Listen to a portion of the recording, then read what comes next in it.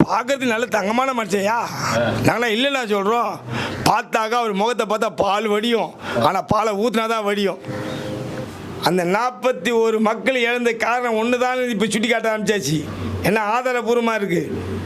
அவன் வண்டி சுற்றி கேமரா பிள்ளைங்க சாவது என்ன கான்செப்ட்டுங்கிறத எல்லா எவ்வளோ வண்டியிலே வச்சுருக்கான். எல்லாத்தையும் கொண்டு போய் டெல்லியில் சிபிஐயில் ஒப்படைச்சிட்டான். சீட்டு நீ தாங்க துருப்பிச்சிட்டு ஐயா தான், ஸ்டாலின் ஐயா தான். எப்படி சொல்றீங்க? இது என்ன கதையாக இருக்குது? கல்யாண வீட்டில் போய் கலைஞ்சி போச்சுங்கிற, என்ன வளகாப்பு வீட்டுக்கு போனால் கலைஞ்சி போகுங்கிற, இந்த மாதிரி வாழ்ந்துக்கிட்டு இருக்க. ஆனால் அந்த வாழ்ந்துற வாழ்க்கையில் அர்த்தத்தோடு வாழணும். ஸ்டாலின் ஐயா கலைஞ்சி போகணும்னு சொன்னீங்க. எது கலைஞ்சி போகணும்னு சொல்லலை. ஆனால் இப்போ தான் தெரியுது, செந்தில் பாலாஜி ஐயாவை வச்சு ஒரு பேரம் பேசுறீங்க பாரியா. 35 கோடி எப்படியா இது? உங்கள் தலை தெரியக்கூடாது, உங்கள் வார்த்தை தெரியக்கூடாது. ஆனால் நீங்கள் ஆளாக இருக்கணும். ஆனால் வந்தவன் அவன் சம்பாரிச்ச காசு எங்கே? அனைத்து இந்திய அண்ணா திராவிட கட்சியிலேருந்து சம்பாரிச்ச காசு. அந்த கட்சியை வீணாக்க இன்னைக்கு போட்ட பிளான் இது. இந்த பிளான் எப்போ போட்டிருப்ப? 3 மாதத்துக்கு முன்னாடி போட்டிருப்ப.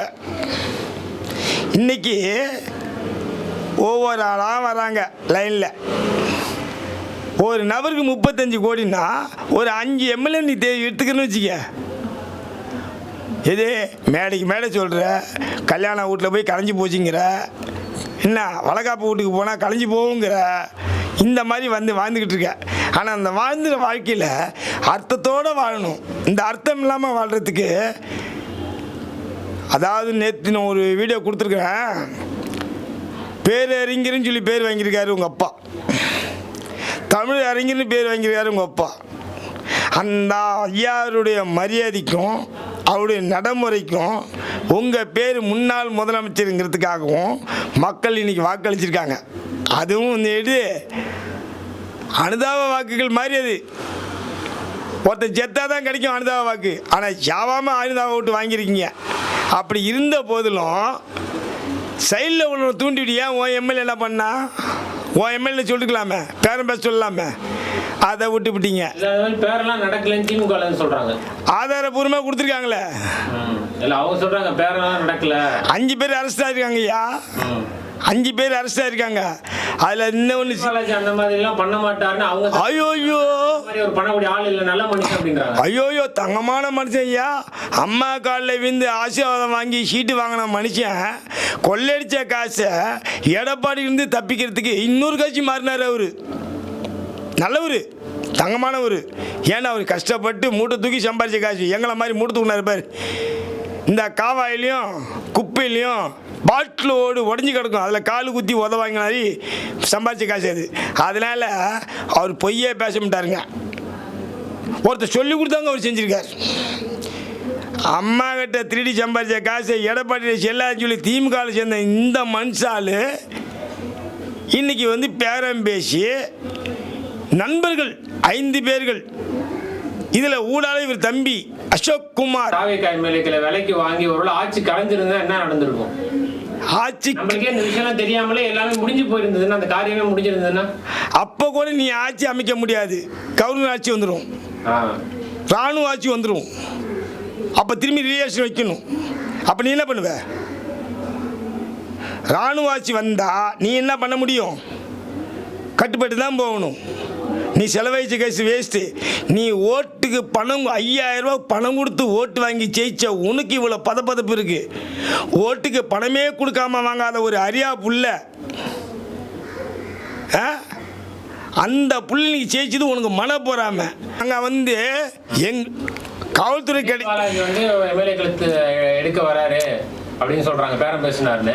அப்படின்னா முதல்ல அவர் அரெஸ்ட் பண்ணி இருந்திருக்கலாமே. அவர் மேல குற்றம் இருந்தா. ஐயா செந்தில் பாலாஜி நீ அனுப்பின ஒரு கூலிப்படை வாக்குமூலம் கொடுத்துருக்கு. என்னன்னு? அண்ணன் சொல்லி தான் நான் செஞ்சேன், செந்தில் பாலாஜி அண்ணன் சொல்லி தான் நான் செஞ்சேன் அப்படின்னு சொல்லி. ஆனால் செந்தில் பாலாஜிக்கு முன்னாடி அவர் தம்பி பேர் வந்துடும். செந்தில் பாலாஜி அரெஸ்ட் பண்ணுவாங்களா? நடக்கல. அதாவது முதல்ல அவங்க தம்பி அரெஸ்ட் ஆகணும். ஏன்னா முன்மொழி அவரு, பின்மொழி இவர். 5 பேர் மாட்டிருக்காங்க. எல்லாம் திருச்சியில் குடியிருக்க போல பெரும்பாக்கத்துலேயும் அரும்பாக்கத்துலேயும் குடியிருக்கானுவோ. எல்லாம் மாட்டிக்கிட்டாங்க. ஊடு தேடி உள்ளே போய் ரிசர்வ் சொல்லியாச்சு, கொண்டு வந்தாச்சு. சீட்டு நீ தாங்க, துருப்பு சீட்டு ஐயா தான், ஸ்டாலின் ஐயா தான். எப்படி சொல்றீங்க? இது என்ன கதையா இருக்கு? தான் கட்சிக்காரன் வெளியே கொண்டு வந்துருக்காது இது வரைக்கும். உண்மையான அதிமுக தொண்டனா இருந்தா 2 முறை முதலமைச்சராகி 3ஆவது முறை தத்தி ஊத்தி வெளியே வந்த நீனு இன்னொரு கட்சியில் போய் சேர்ந்துருப்பியா?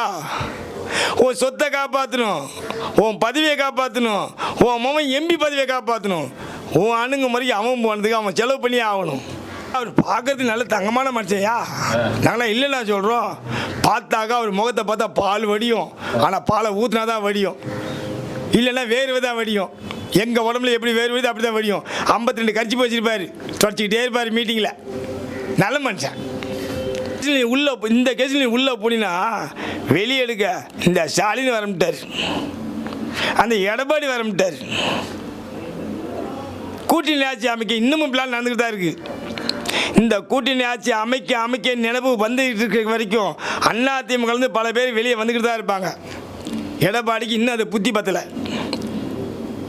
எடப்பாடி ஐயா வந்து ஏமாந்தது முத இது ஆர்கே நகர் ஜெயலலிதா செத்த உடனே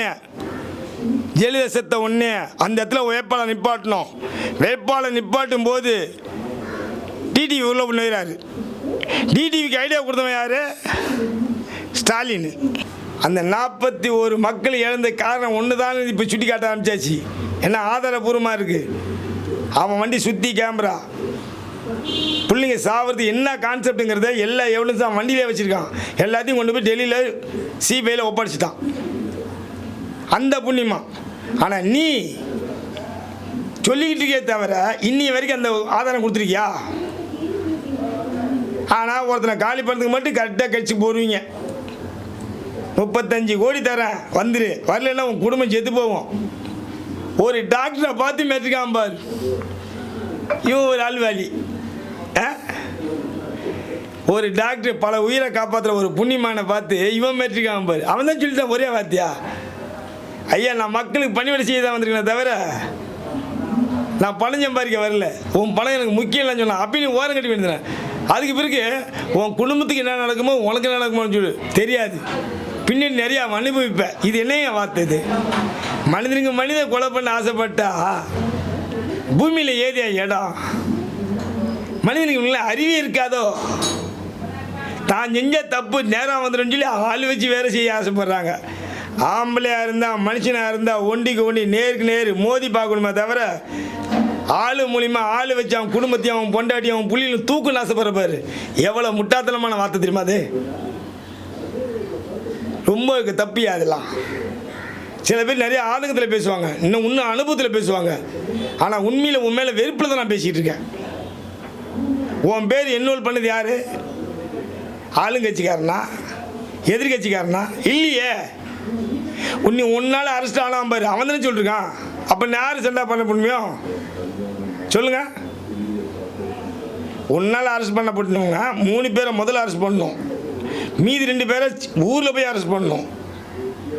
இவ்வளோ தூரம் நடந்திருக்கு. இப்படிலாம் பண்ணிக்கிட்டு நீ வந்து இங்கே திருந சம்பாதிச்ச காய்ச்சி அங்கே கூடி செலவு பண்ண, இப்படிலாம் உன்னை பச்சு பலிகடாக வாங்கிட்டு இருக்கான். புண்ணியமாக நல்லா இருக்கடா நீங்கள். ஆனால் மக்களை கொல்றது அரசியல் வந்திருக்கீங்களே தவிர மக்களை காப்பாற்ற வரல. இது உனக்கு லாஸ்ட்டாக ஆகி போகும்போது எனக்கு பயமாக இருக்குது. இன்னும் கொஞ்ச நாள் இருந்து ஜெம்மாக வாழ கற்றுக்க. என் புள்ளிகள் நல்லா இருக்கும், ஆனால் நீ வாழ கற்றுக்க. ஒன்னால் என் புள்ளிகளுக்கு நான் துன்பம் கொடுக்க விரும்பலை. அதுவும் என் புள்ளிவோ தான், என்ன நான் பெற்றதும் புள்ளிவோ தான். என் புள்ளிவோ எங்கே போனால் நல்லா இருக்கும். ஆனால் நீ வாழ்கிறது கேப்பா பேச்சு கேட்டு மற்றவங்கள துன்படுத்திக்கிட்டு இருக்கிற, ஆனால் வீணாக மாட்டி அவதிக்கு போடுறேன். நான் பொறுப்பு இல்லை அதுக்கு.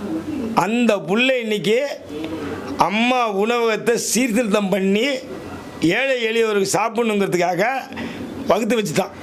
அதே உணவகத்தை நீங்கள் அம்மா நடமாடு உணவுன்னு பேர் வச்சு வேனில் சாப்பாடு மார்க்கெட்டை சுற்றி வந்துக்கிட்டு இருக்கு. நாங்கள் யாரை வாழ்த்தணும்? நீ நல்லவங்கிறதால ஒன்றை வாழ்த்தணுமா, இல்லை விஜய் நாதாரிங்கிறதுக்கு நான் நாதாரி வாழ்த்தணுமா? எந்த இடத்துல கொள்ளடிச்சு அந்த கொள்ளடிச்ச காட்சி பேரம் பேசிட்டு தான் உங்களுக்கு தெரியும். ஆனால் மக்களுடைய மனசை புரிஞ்சிக்கக்கூடிய தன்மையோ தைரியமும் உங்களுக்கு இல்லை. ஏன்னா அங்கேருந்து வெளியில் வந்துச்சுக்க 52 கேஸ் உன் மேலே வரும். புரியுதா?